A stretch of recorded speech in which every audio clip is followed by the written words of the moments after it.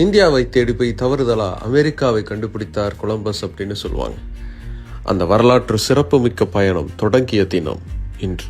இந்தியாவுக்கான இன்னொரு சீ ரூட்டை கண்டுபிடிக்கிறதுக்கான போட்டிங்கிறது ஐரோப்பிய நாடுகள் மத்தியில் ரொம்ப பரவலாக இருந்த காலகட்டம் அது. அந்த சமயத்தில் என்னால் இன்னொரு புது ரூட்டு கண்டுபிடிக்க முடியும்னு சொன்னார் கொலம்பஸ்.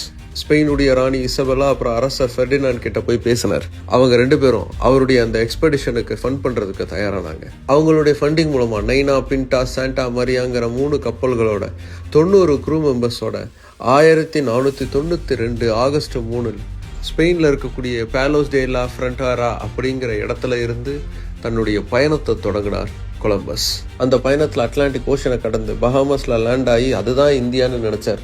அதனால தான் அங்கே இருக்கக்கூடிய பூர்வ குடிகளை இந்தியன்ஸ் அப்படின்னு அழைச்சார். ஆனால் அதுக்கப்புறமா தான் அது இந்தியா இல்லை, அது இன்னொரு புதிய கண்டம் அப்படிங்கிறதே புரிய வந்துச்சு. இந்த வரலாற்று சிறப்புமிக்க பயணம் ஒரு புதிய அத்தியாயத்தை புதுசாக எழுத தொடங்குச்சு. எக்ஸ்பிளாய்டேஷன், ஸ்லேவ் ட்ரேட், இனவழிப்புன்னு எல்லாத்துக்குமே தொடக்கமாக அமைஞ்சது இந்த பயணம் தான். அப்படிப்பட்ட வரலாற்று சிறப்புமிக்க இந்த பயணம் தொடங்கிய தினம் இன்று. கொலம்பஸ் அமெரிக்காவுக்கு போய் அங்கே செஞ்ச கொடுமைகள் ஏராளம்.